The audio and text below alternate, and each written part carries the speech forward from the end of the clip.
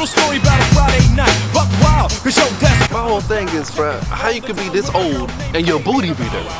Like, just clean your booty. I don't know. What type of soap you use? Equate? You don't think you use Zest or not? She should. I'll look into it. Hello?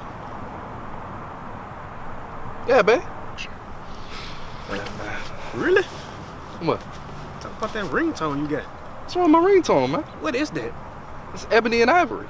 Ebony and ivory? Yeah. What type of black man are you? Hey, my dude, I don't think I appreciate the way that you're dissing my ringtone, bro. I think you should apologize. I don't care what you appreciate.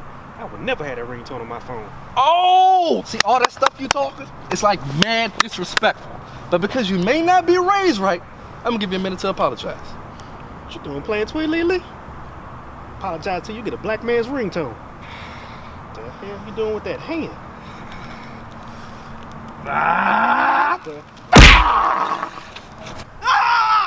Did you just hit him? Yeah?